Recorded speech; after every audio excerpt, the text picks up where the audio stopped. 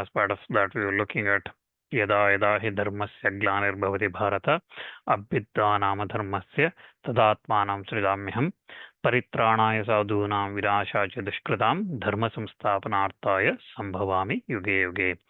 So Bhagavan says, whenever there is dharma decreases, glani happens, then at that time, for that dharma's protection, I will come.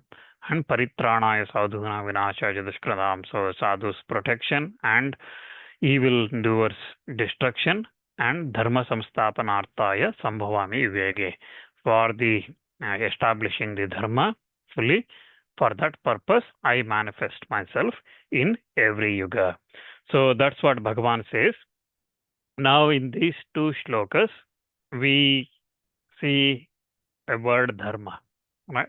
So dharma is mentioned, and as Acharya said, Shankaracharya in his Bhashya said in the Yada Yada Dharmasya Glanir Bharata, in that shloka, Shankaracharya gave the explanation as dharma as Varna Shramadi Lakshanasya Praninam Abhidaya Nishreyasa Sadhanasya. So he said dharma is Varnashrama dharma. So it is Varnashrama duties. So the duties as per the Varna and Ashrama, which is the path, which is the means to Abhidaya, Moksha, which is the highest achievement. So that is the dharma. So now let's look at a little bit more detail on what this dharma means. Okay. So because dharma we use very loosely these days. Dharma, what is dharma? We use everything is called as dharma, right? So let's look at a little bit more in detail on what dharma means. Dharma, the word itself, it gives a meaning that dharayati iti dharmaha. That means that which upholds or sustains is dharma. Dharanat iti dharma. So that means again, the one that which is upholds, sustains, is practiced, adhered, maintained, supported is dharma. So what it is supporting then? What it is upholding? What it is practiced? So that is the question. So it is dharma is the one that upholds this entire creation, entire thing. And that's what dharma. And what is adhered to is the highest good. For the highest good is dharma. What one follows and what practices for the highest good, moksha, is dharma. That which is beneficial to oneself, to the family, to the village, to the country, to the world, is dharma. And dharma, that's why, is universal. It is not something similar to, say, for example, in English, when we say translate this word dharma in English, we get the word religion, right? So there is no other word. And many other languages as well, it's very difficult to translate word dharma into some other languages because dharma means dharma itself. There is no other meaning. We translate this as religion, but dharma is not religion. Religion is what is known as mata. Mata is how one practices something. Okay, so mata, there are many of them, too many of them. Okay, we see matas, whether it is, you can call Hinduism as mata, you can call Christianity, Islam, Buddhism, Jainism, and various other methods. Even today in our Hinduism, we see various sub parts to it, right? How we follow that path, what we think is the right and what we follow it. So that is mata. So dharma is the one universal. Whether it is Christianity or Jainism or Buddhism or whichever it is the same dharma. So the one that takes us towards the moksha, the only one that leads us to that moksha, and that is the welfare of all the creatures, that is the dharma. And dharma is what Vedas declare. And that's why the dharma, our dharma, the one we follow, is called Vaidika Dharma. It is the universal dharma. It is the ancient dharma. It existed from the time of creation of this universe, or even before that, because it came from the Paramatma himself. And that's why it is known as Sanatana Dharma. Or dharma is, we call it as Sanatana Dharma. what we follow. So mata, you can call whatever it is you want. But dharma is Sanatana Dharma. It applies to everybody. Whether they say it or not, it applies to everybody. So, what are these characteristics of this dharma? What are the definitions of that? When Krishna says dharma declines, what does that actually he means? Will the dharma ever decline? Or is it the practice of that dharma that declines? Hence, so that's what we need to look. And dharma, that's why we can say that we when we see the decline of dharma, it is the practice of that dharma that declines. The following of that dharma, what is said in the Vedas, that's what declines. So that's why dharma can be said as a duty, conduct, morality, righteousness, virtue, and various other things you can call it. So these are all alternative words. So definition of what are these lakshana, what are the characteristics of these forms of this dharma. Manusmriti, for example, says, Dridikshama damo asteyam shocham indriya nigraha dhir vidya satyam akrodo dashakam dharma lakshanam.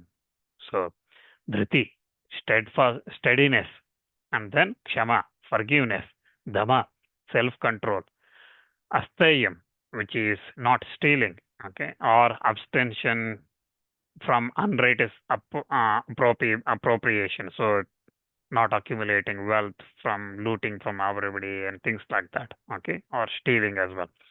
And then shaucham, purity, cleanliness. And then indriya nigraha, control of senses, dhir vidya, and discrimination. And then dhi, that is discrimination, vidya, knowledge, and then satya, truthfulness, and then akroda. So that is absence of anger. These are 10-fold forms of dharma. That's what Manusmriti says. And then Manu again simplifies this steadiness, forgiveness, self-control, not stealing, purity, control of sense organ, discrimination, knowledge, truthfulness, and absence of anger.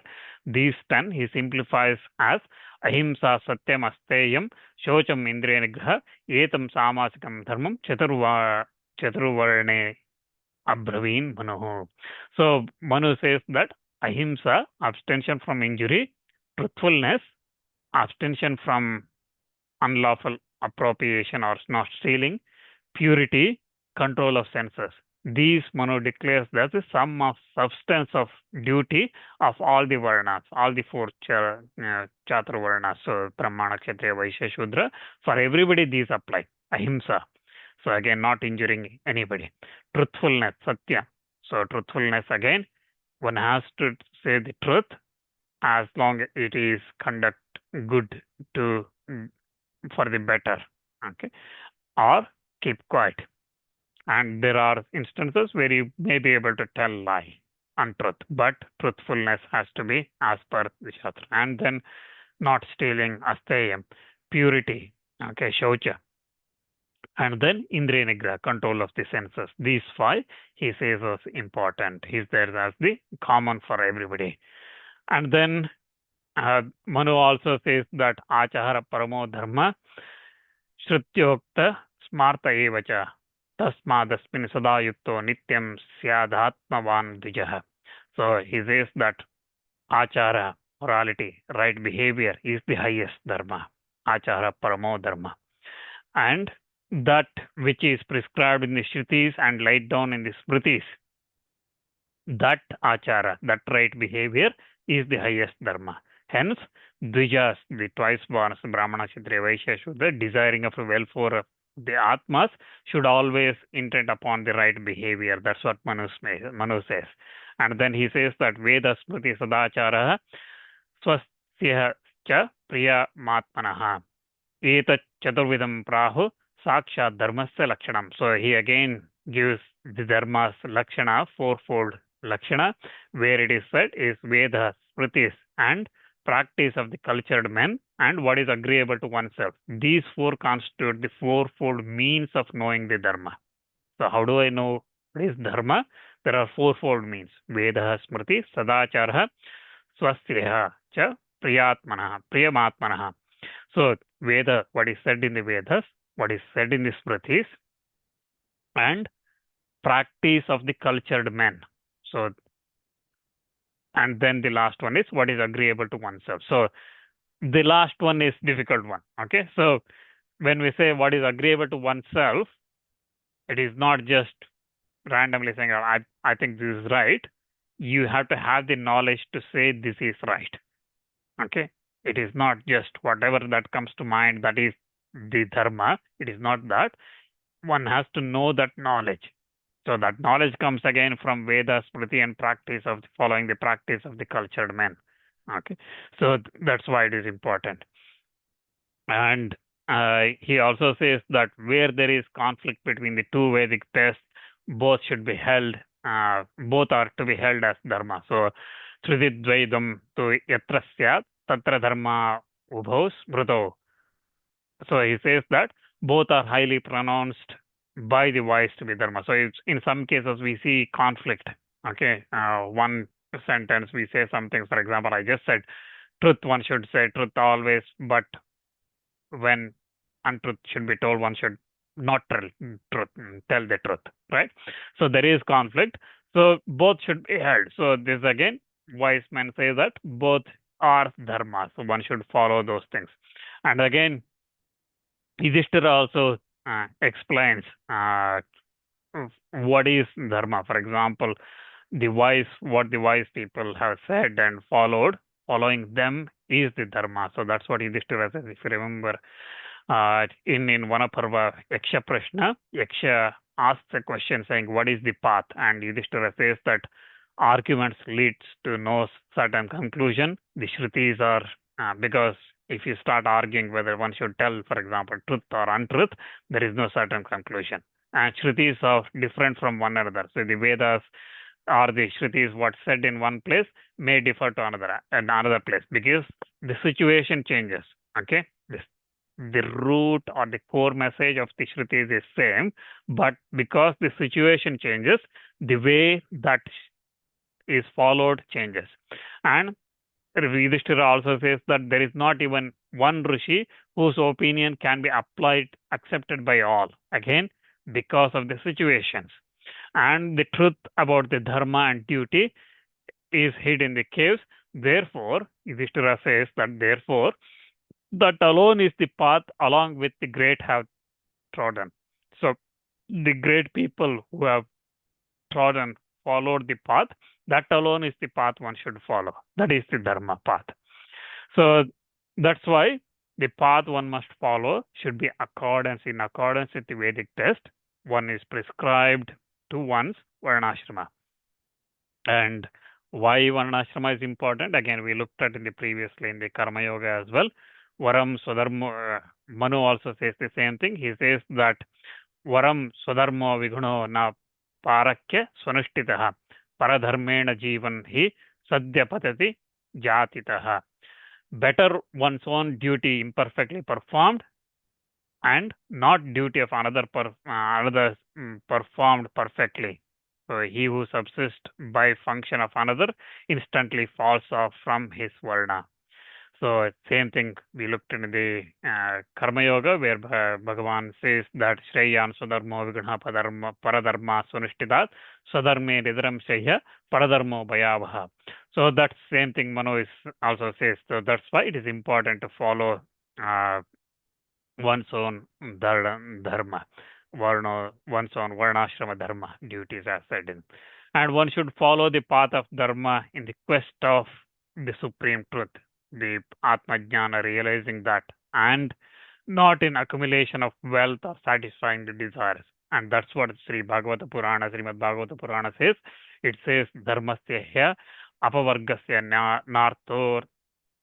nartorta artha yopakalpate na artasya dharmai kantasya kamo labhaya hi spridha kamasya nendriya प्रीतिर लाभो जीवेत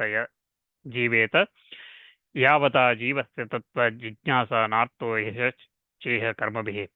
So dharma, understood as the supreme good of man, can never have wealth as its reward, nor wealth understood as an aid for achievement of the dharma.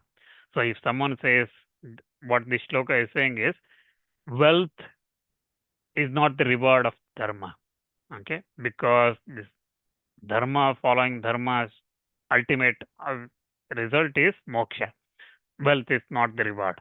And also, wealth cannot be the means of achieving dharma. So if we cannot say that I'm going to first earn a lot of money, then I'm going to make donations. I'm going to give the gift. I'm going to do the danas to brahmanas after that, once I earn a lot of money. Or I'm going to build a temple. I'm going to donate. If I win that much money, I will donate this portion to, when I earn that much money, I will donate this portion to temples, right? All these things are not right. So that's what it says. So again, that's again desire. That's related to the karma. That's the desire. And that karma, if one thinks that wealth is the root of dharma, that's the desire. And that karma in turn is not called indulgence and pleasures, but simply in inducement of implanted by the Creator Himself to make the life unbroken. Again, that karma results in this samsara, because we desires and desires never get fulfilled, and we take birth after birth. And as for life, it has the quest of supreme truth as its end. So life's main objective is supreme truth. So that's why that, and certainly not karma. And that's what Bhagavata Purana says. That's why wealth is not required for that attainment of that supreme truth. So dharma again here is saying clearly that dharma's object, ultimate, dharma, following dharma is the means, ultimate means, is the means for moksha. And in Shanti Parva Mahabharata as well, Bhishma explains to Yudhishthira on dharma. He says that no one in discoursing upon dharma can indicate what dharma is accurately. It is very difficult. As I said, give example of the truth, right? So there is no clear definition. And dharma was declared by Brahman for the advancement of growth of all the creatures. Therefore, that which leads to advancement of growth is dharma. That's what Bhishma says. So dharma was declared for the as advancement of and growth of all the creatures. So that's why the one that leads us advancement and growth, not in terms of wealth, as we just looked at from the Bhagavata Purana, but in terms of towards that moksha, advancement and growth towards that, what that leads is dharma. And dharma was declared for restraining the creatures from injuring one another. This is again what Manu said, ahimsa, not injuring others. And thus, therefore, dharma, which prevents the injury to, dharma is the one. Bhishma says that that is dharma which prevents injury to creatures. Dharma is also, dharma is so called because it upholds all the creatures. Again, dharanati dharma we looked at, right? So it upholds all the creatures. And in fact, all the creatures are upheld by dharma. Therefore, dharma which is capable of upholding all the creatures. So we looked at a couple of statements here from Bhishma. One is which leads to advancement and growth is dharma. Another one is that upholds, capable of upholding all the creatures and restraining creatures from injuring one another. That's what dharma is. And Bhishma also says that some says that dharma consists in what is being inculcated in the Shrutis, but some do not agree to that. And Bhishma himself says that I would not disagree with anything they say, either of those parties. Everything again has not been laid out in the Shrutis itself. So that's why Bhishma also agrees with what Yudhishthira somewhat said. He says that the practice of the good, the Smritis, Vedas, these three are the indications of the sources of the Dharma. Those who practice good, the Rishi Munis, and what is said in the Smritis, what is said in the Vedas, these three are the indication or the sources of the Dharma. Besides this, the learned also have declared that the purpose for which an act is accomplished is the fourth indication of righteousness. So if we again go back to what Manu said that what is said in the Vedas, Smritis, the conduct of the good people, and what is one good for one, what one think is the right thing, those four are the indicators of dharma. And Bhishma again explains that fourth part, right?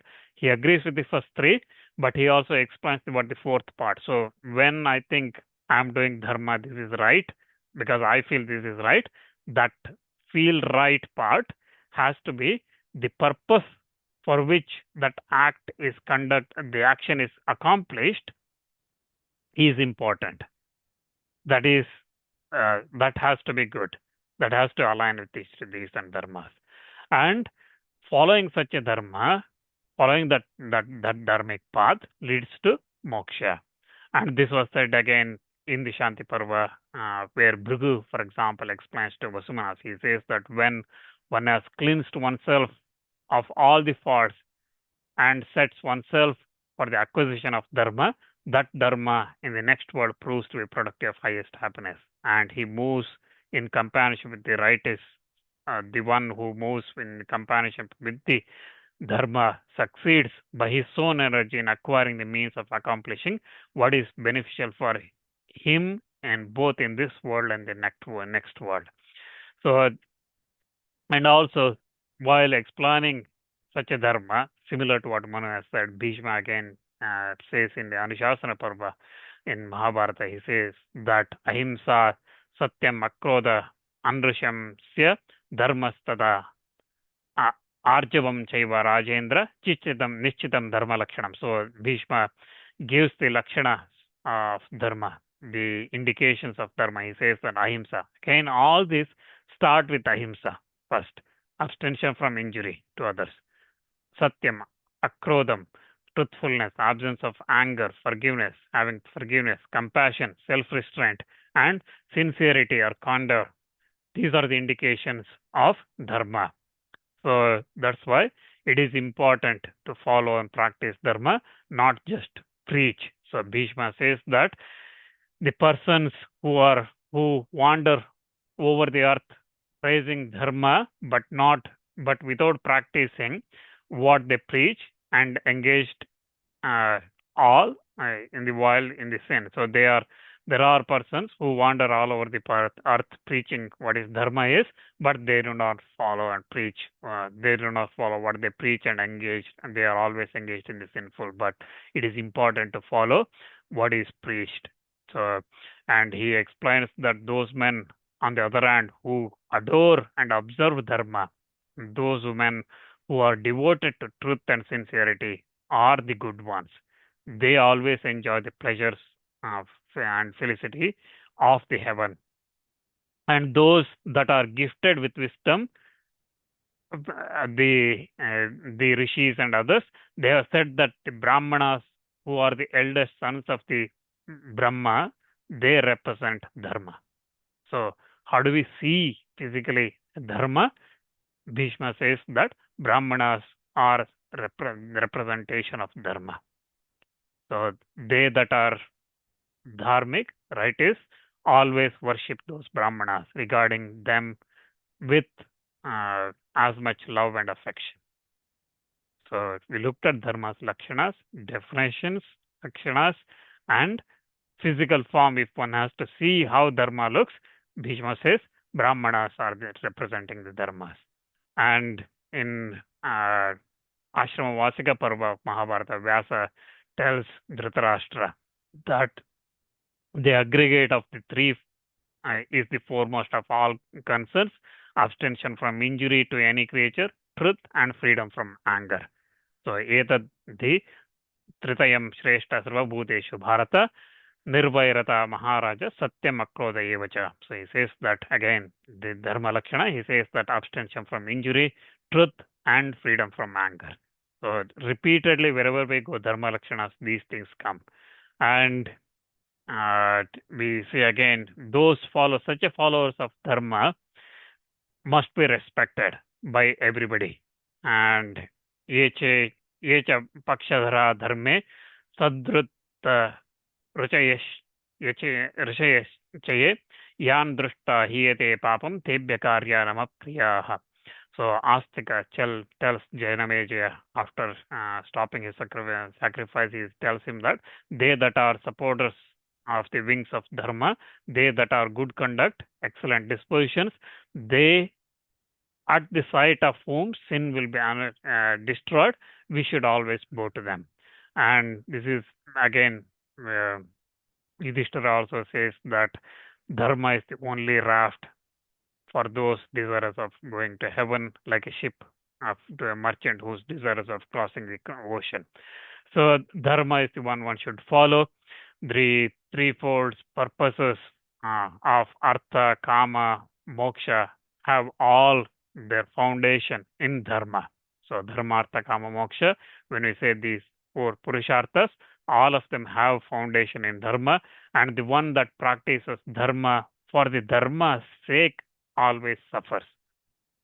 That's what Vanaparva we see in Vanaparva, for example, in Mahabharata, where the one following the Dharma for the sake of Dharma, following it, always suffers. He does not get any benefit. And we also see that study of Shastras, asceticism, gift, dana, faith, performance of sacrifices, forgiveness, sincerity of disposition, compassion, truth, self-restraint, these constitute the possessions of Dharma. And Dharma is again foremost point of the merit. Artha is the middle one. Kama is said by the wise as the lowest of the three. And for this reason, one should live with restrained soul, giving his attention to Dharma the most. One should also behave towards all creature as he should towards himself. That's again going back to ahimsa, forgiveness, and all those things. And those men who are among the good, considered as the good, those that are possessed of understanding, born by or cleansed by the Shastras, those that are contented are to be regarded as the foremost, and disregarding both pleasure and wealth, which is always follow Kama, one should awaken by the belief that only Dharma should be sought. One should follow that path. And conduct of such a person never goes wrong and never meets destructions. And also their sacrifices and Vedic studies, rites, and things like that always prove. And the conduct consisting of overt acts, behavior in respect of mental purity, and the Vedas together constitute Dharma. That's what Bhishma again explains. He says that ahimsa, satyam, akrodho, dhanam, etat chatushtayam, ajata shatru savasya dharma yesha sanatana. Abstention from injury, truth, absence of anger, that is forgiveness, liberality of gifts. These four, Yudhishthira, you practice these four because these four constitute eternal Dharma. They are Sanatana. They are Dharma Yesha Sanatana. They are eternal Dharma. Always must be followed. And he also says that you pursue that conduct towards Brahmanas, which is consistent with what has been observed by your fathers and grandfathers, your ancestors. And these are the principles, indications of Dharma. So again, following what's been followed by our ancestors, those are the principal indications of Dharma. Again, here Yudhishthira's parents and grandparents, they followed those Dharma. That's why that should be followed. He is advising them to follow. And Brahmanas must be treated with hospitality, and you serve them always. The universe rests on that Dharma, and it rests on the Brahmanas. That's what Bhishma says.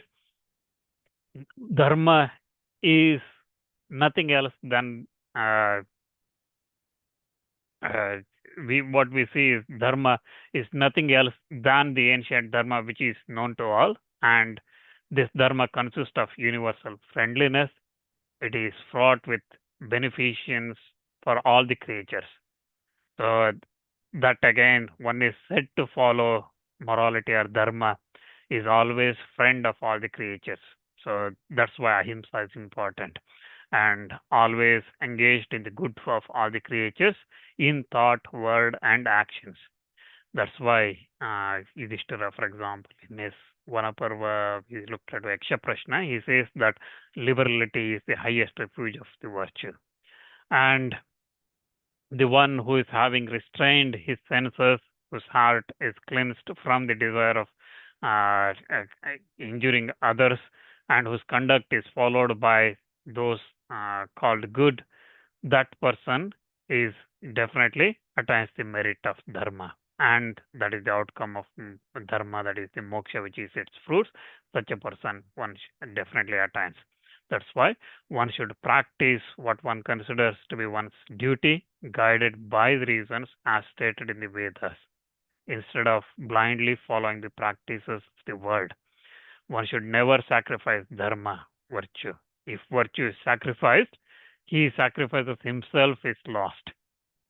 That's why virtue also cherishes its cherisher. That's what is said. And therefore, taking care of that dharma by being sacrificed, may not sacrifice us, one should never give up the dharma. And abstention from injury, again, ahimsa paramo dharma. Abstention from injury is the highest virtue, even higher than highest of even higher than highest object of attainment. So anything one could think of, it's higher than everything. So that's why one must always practice that dharma. So now, when we say dharma is in decline, there is two ways to look at it. One, dharma decline, why it declines. Okay, again there is Dharma himself, Brahma's son. Dharma was cursed by Padma, Pippalada's wife. Padma cursed him, saying that every yuga you will decline, and then she gave the option that every yuga declines. So in Satya Yuga, Dharma was standing on 4 legs. In Treta Yuga, 3 legs. In Krita and Dwapara, 2 legs, and in Kali Yuga, 1 leg. But towards the end of Kali Yuga, loses all the legs, but then again restored at the Satya Yuga with the 4 legs. So dharma, like that, declines. That means the effectively following of that dharma, the following the duties aligned with the varnashrama, as said in the Vedas, that's what declines. Okay, so again, dharma. We looked at all these definitions, but if we look at all this aligns with what Shankaracharya said in a few words, right? In the 6th shloka, when we looked at varnashramadi lakshanasya praninam abhideya nishreyasa sadhanasya. So sadhana. So it is varnashrama lakshana. Okay, whatever that duties of assigned to the varnashrama, and praninam abhideya. So it is for the advancement of that creature. That's what the dharma is. So that's what dharma is, and that varnashrama dharma one must follow. It is the means of achieving the moksha. Now, dharma declines means it doesn't mean dharma itself declines. What said in the Vedas disappears. What means is the practices, those who practice disappear. They become less and less. So dharma is sometimes seen to be destroyed by the wicked people of great power. And again, but the truth is dharma is one and it is indivisible.